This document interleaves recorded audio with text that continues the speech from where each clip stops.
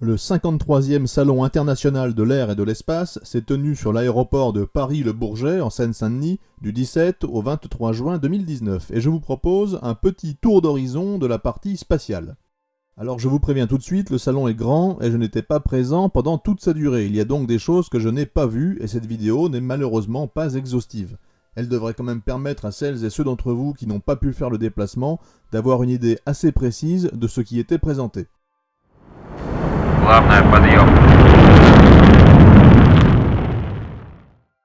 Vous vous en doutez, chez Cosmonautica, on s'est intéressé en premier lieu au stand de Roscosmos, et il se trouve que c'était d'ailleurs l'un des plus grands stands spatiaux de ce salon avec celui d'OHB.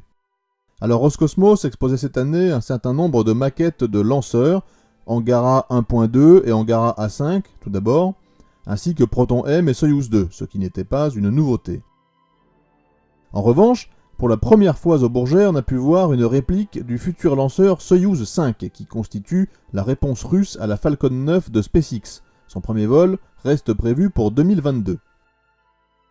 Après les lanceurs, on avait aussi des répliques de satellites. Certains parfaitement connus, comme ici le satellite relais Luch 5, ou encore ici le GLONASS-K, satellite de positionnement de nouvelle génération. Ici le satellite de télécom Express 1000, l'AIST 2D pour l'observation de la Terre, ou encore le Bion M pour les expériences biologiques. La maquette du satellite d'observation de l'Arctique, Arctica M, était exposée pour la première fois au Bourget. Il était en revanche surprenant de voir la maquette du satellite Meteor M numéro 3, un satellite radar, qui avait déjà été exposé en 2017, car entre-temps le projet a été annulé, au profit du projet concurrent Absor Air, qui était d'ailleurs exposé juste à côté. La grande nouveauté dans le domaine des satellites était le projet RBKA que Roscosmos a dévoilé pour la première fois au public. Construit par le VNIEM, il s'agira d'un satellite conjoint entre la Russie et la Biélorussie. Et au-delà des maquettes des sondes Luna Globe et ExoMars 2020, ce qui a particulièrement attiré l'attention des visiteurs était la maquette de la future base lunaire. Il s'agit d'un concept de prospective proposé par le TSNIMACH, le centre technique de Roscosmos.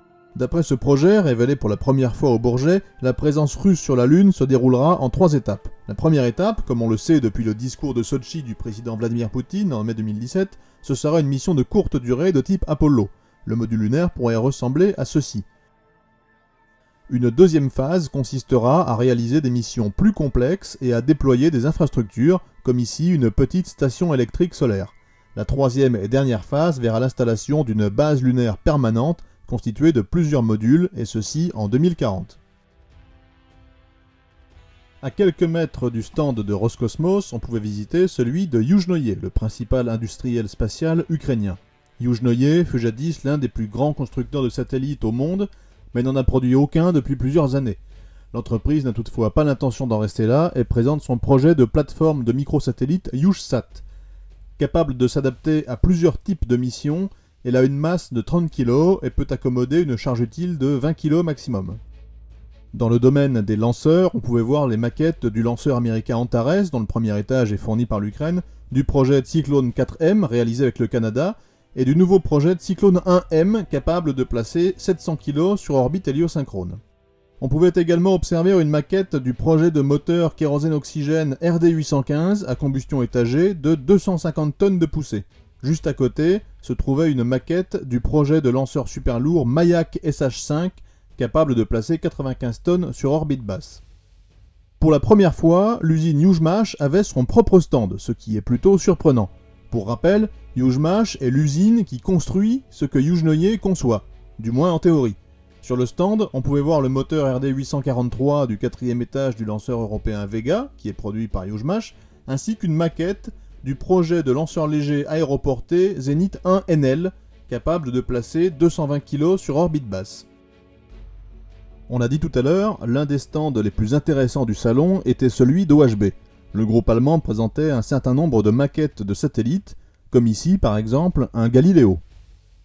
On avait aussi droit à une maquette du satellite d'imagerie hyperspectrale allemand Nmap, ou encore du satellite Naos construit par OHB Italia, et qui deviendra le premier satellite espion luxembourgeois après son lancement sur Vega en 2022. Un modèle de démonstration de la plateforme InnoSat était aussi présenté, ainsi qu'une maquette du satellite Plateau réalisé pour le compte de l'ESA et qui cherchera les exoplanètes.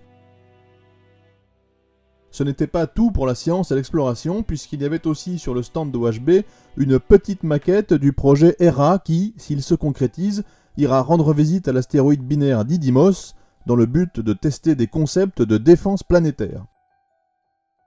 Enfin, on pouvait aussi observer un modèle d'essai de l'instrument Lara qui sera installé sur la plateforme russe Kazachok de la sonde ExoMars 2020.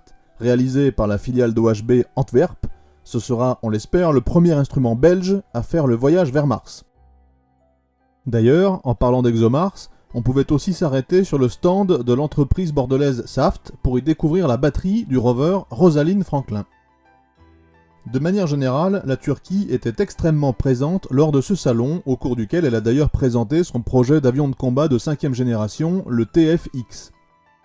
Dans le domaine spatial, la société Turkish Aerospace a présenté son projet Turksat 6A, qui sera le premier satellite de télécommunication construit à 100% par la Turquie.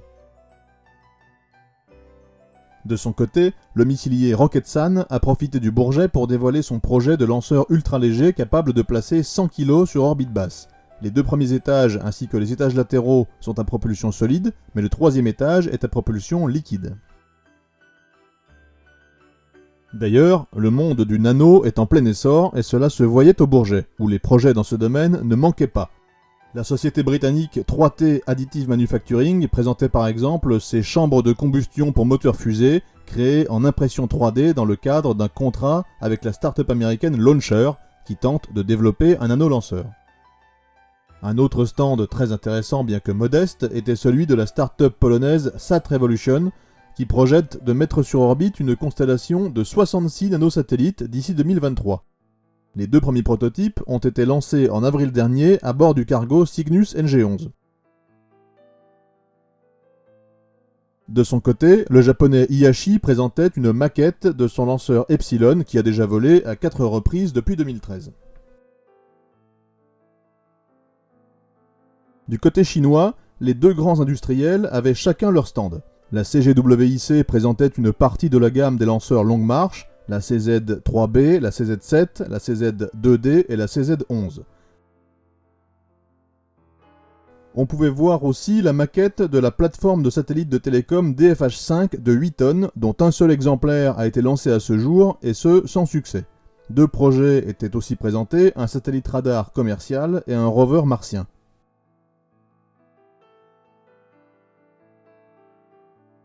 De façon plus inattendue, des maquettes des fusées-sondes TK-21 et TK-32 étaient également exposées. Le second grand industriel, la CASIC, exposait une maquette de satellite Hongyun, l'équivalent chinois du OneWeb américain, dont le premier exemplaire a été lancé en décembre 2018. Il y avait aussi une maquette d'un autre type de satellite, mais j'ignore de quoi il s'agissait. Les 2 stars du stand de la CASIC étaient les maquettes du lanceur léger Kuaizhou 1A, qui a déjà volé à 2 reprises, et du projet de lanceur Kuaizhou 11, qui pourra placer 1 tonne sur orbite basse. Et pour terminer, parlons de l'Europe. Ariane Group n'était pas présent au salon et l'ESA n'avait pas de stand à proprement parler, mais juste une estrade pour réaliser des conférences. Le CNES avait un petit stand où l'on pouvait observer une maquette du moteur à méthane Prometheus ainsi qu'une réplique du satellite Microcarb qui permettra de cartographier le CO2 dans l'atmosphère terrestre. Voilà, c'en est tout pour ma visite du 53e Salon du Bourget. Je ne l'ai pas évoqué, mais le grand événement sur le pavillon américain, c'était la présence de 3 astronautes du programme Apollo. Je vous donne rendez-vous d'ici quelques petites semaines pour une nouvelle vidéo qui abordera la mission de Thomas Pesquet sous un angle un peu plus technique que ce que vous avez l'habitude de voir. Merci encore une fois aux tipeurs qui m'ont permis d'acheter la caméra avec laquelle j'ai filmé mes images du Bourget. A bientôt et merci beaucoup.